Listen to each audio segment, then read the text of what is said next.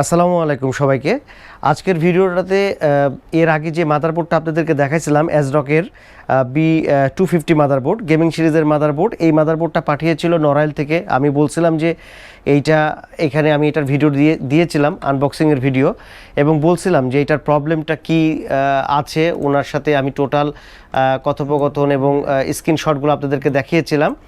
তো এই মাদারবোর্ডটার মূলত প্রবলেম ছিল 4টা র্যামের স্লট একসাথে কাজ করে না। উনি 4টা র্যামই আমার কাছে পাঠিয়েছিল। এই হলো সেই 4টা র্যাম, এবং এখানে প্রসেসর আছে। আর সেইটার টোটাল ওনার স্ক্রিনশটগুলো আমি সব ওই ভিডিওটাতে দেখিয়েছিলাম। আমি বলছিলাম যে আপনারা এইটাতে কি কাজ করতে হবে অথবা কিভাবে এই প্রবলেমটা সলভ করা যায়, আপনারা জানতে চাইলে আমাকে কমেন্ট করবেন। ইনশাল্লাহ আমি চেষ্টা করব সেই জিনিসটা দেখা দেওয়ার জন্য। আমাকে অনেকে জানাইছেন যে দেখতে চাইছেন, সেই ক্ষেত্রে আজকের এই ভিডিওটা আমি করছি। র্যাম যদি কোনো মাদারবোর্ডে না পাই, প্রথমে আমি আগে দেখিয়ে দিই যে আসলে 4টা র্যাম পাচ্ছে কিনা। সেই ক্ষেত্রে আমি মাদারবোর্ডটাকে অন করব।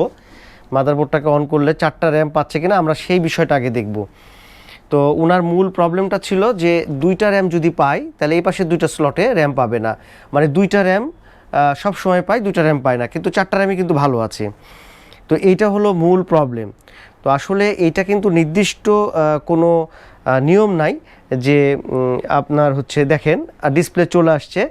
এইটা এই সাইড থেকে আমি দেখাই আপনাদেরকে আর একটু সুবিধা হবে।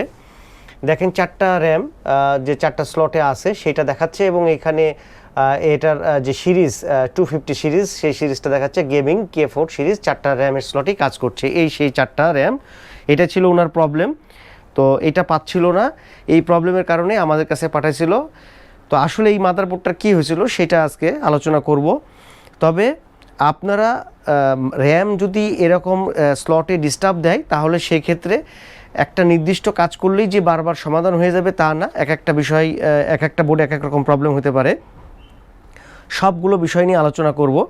তো প্রথমে আপনাদেরকে বলি যে 4টা র্যামের স্লট এটাতে আছে, অনেক মাদারবোর্ডে আছে হচ্ছে 2টা র্যামের স্লটের মধ্যে একটা পায়, একটা ডিটেক্ট করে, একটা করে না, এরকমও পাবেন আপনারা। তো সেই ক্ষেত্রে প্রথমে আপনাদেরকে দেখতে হবে, আমি মাদারবোর্ডটাকে অফ করে দিচ্ছি। প্রথমে আপনাদেরকে দেখতে হবে যে এই যে র্যামগুলো থাকে, র্যামের ভিতরে যে লেয়ারগুলো অনেক দুর্বল হয়ে যায়, অনেক সময় ফ্যাঙ্গাস ধরে যায়। এই জিনিসগুলোকে আগে আপনারা লেয়ারগুলোকে সুন্দর করে ওয়াশ করবেন। অনেক সময় লেয়ারগুলোর মধ্যে প্রবলেম হয় এবং এই র্যামগুলোর মধ্যেও কিন্তু প্রবলেম হয়। তো লেয়ারটাকে আগে ক্লিন করে নেবেন ভালোভাবে। আর একটা জিনিস হবে প্রবলেম, সেটা হচ্ছে এই ব্যাক সাইড থেকে দেখাই। মাদারবোর্ডটা এইভাবে, মাদারবোর্ডের যে ব্যাক সাইডের যে লেয়ারগুলো থাকে, এই লেয়ারের মধ্যে অনেক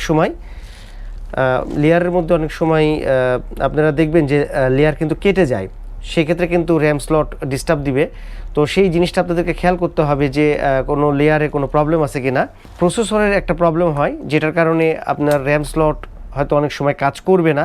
সেটা হলো প্রসেসরের যে পিনগুলো আছে, এই পিনগুলো আপনারা দেখতে পাচ্ছেন, এই পিনগুলোর ভিতরে কিন্তু ফ্যাঙ্গাস ভাব হয়ে যায়, যেটার কারণে র্যাম ডিটেকশনে প্রবলেম করে। আপনারা জাস্ট এটা ক্লিনার দিয়ে ক্লিন করবেন, তারপরে এই প্রসেসরের সকেটে আপনারা দিয়ে দেখবেন যে হয়তোবা ইনশাল্লাহ র্যাম কাজ করবে। তারপরে যদি কাজ না করে সেক্ষেত্রে আরেকটা কাজ করতে হয়, সেটা হলো যে মাদারবোর্ডের যে বায়োস আছে সেই বায়োসটা কিন্তু আপডেট করে দিবেন আপনারা। তো এই মাদারবোর্ডের বায়োসটা আপডেট করছি।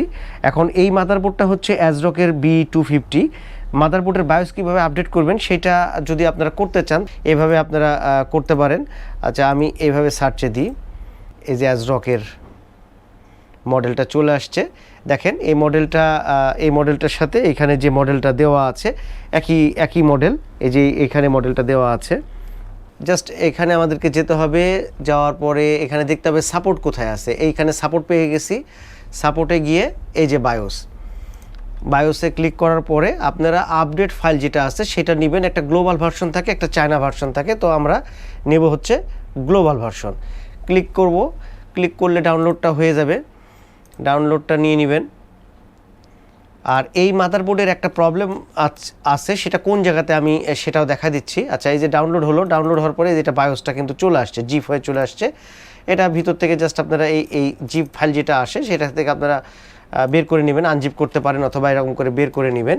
এই যে ঠিক এরকমভাবে বের করে নেওয়ার পরে আপনি এক্সটেনশানটা বিন করে দিবেন, ফাইলের এক্সটেনশান বিন করে দিবেন। তাহলেই সেক্ষেত্রে এটা বায়োসটা ইয়ে হবে। সেই প্রপার্টিসটা দেখে নিতে হবে যে আমাদের 8388608 বায়োসের ফাইল 8 এমবির ক্ষেত্রে এটা হবে, 16 এমবির ক্ষেত্রে এই যে 1677216 বাইট হবে। এইটা আপনারা দেখবেন অথবা ইউএফআই দিয়ে এটার চেক করে নেবেন। তো এখানে আমাদেরকে একদম মেন যতটুকু ফাইল ততটুকুই দিয়েছে, এক্সট্রা কোনো ফাইল দেয়নি, যার কারণে এটা কাটে হেক্স এডিট দিয়ে কোনো এডিট করতে হবে না, এটা জাস্ট প্রোগ্রামার দিয়ে প্রোগ্রাম করে নিলে হবে।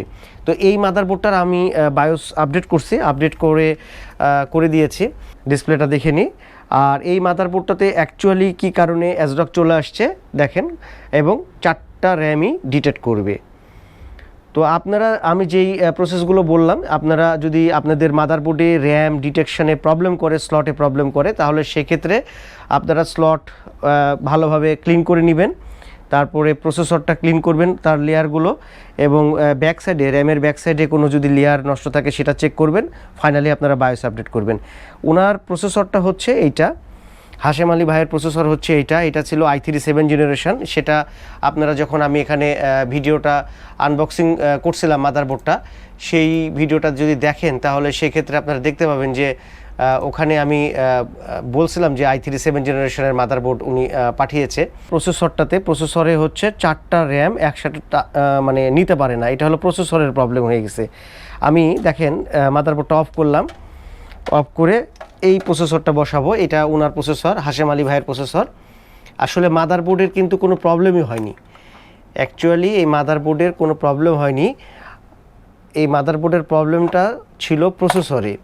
উনি হয়তো বুঝতে পারে নাই অথবা ভালোভাবে চেক করতে পারে নাই, যার কারণে উনি এইটা আমার কাছে পাঠাইছে। মাদারবোর্ডের কোনো সমস্যা এটাতে ছিল না। আমি ওনার প্রসেসরটা বসাইলাম, এখন কিন্তু ডিসপ্লে আসবে না, মানে 4টা র্যাম এই প্রসেসরে নিতে পারে না।